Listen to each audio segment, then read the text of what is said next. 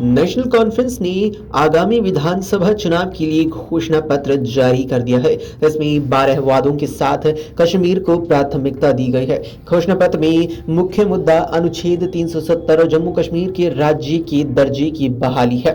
इसके साथ ही साल 2000 से पहले विधानसभा द्वारा पारित स्वायत्तता प्रस्ताव को लागू करने का वादा भी किया गया है। पार्टी के घोषणा पत्र में युवाओं और महिलाओं को लुभाने की पुरजोर कोशिश की गई। इसके साथ ही 200 यूनिट मुफ्त बिजली देने की घोषणा कर आम मतदाताओं को भी अपने पक्ष में करने का यहाँ प्रयास किया जा रहा है। घोषणा पत्र में लगभग सभी वर्गों को छूने की कोशिश की गई है।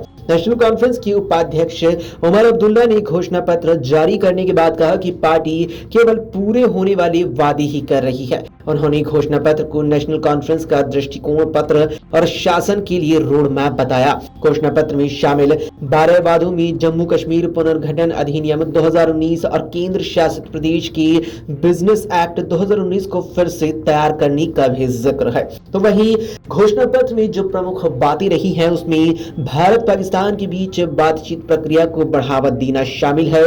इसके अलावा राजनीतिक कैदियों को एमनेस्टी देना, पीएसए और यूएपीए हटाना, साथ ही बर्खास्त कर्मचारियों की बहाली शामिल है।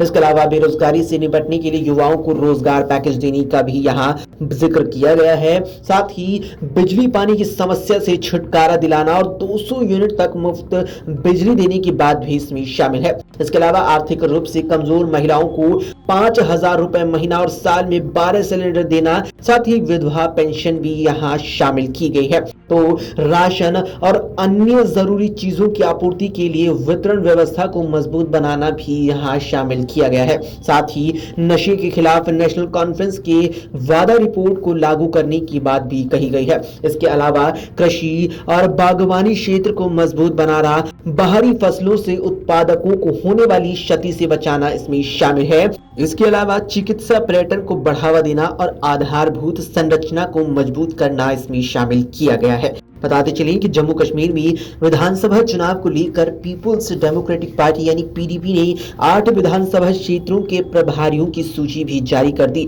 बिजलीबाड़ा विधानसभा क्षेत्र से पार्टी प्रमुख महबूबा मुफ्ती की बेटी को जिम्मेदारी सौंपी गई है।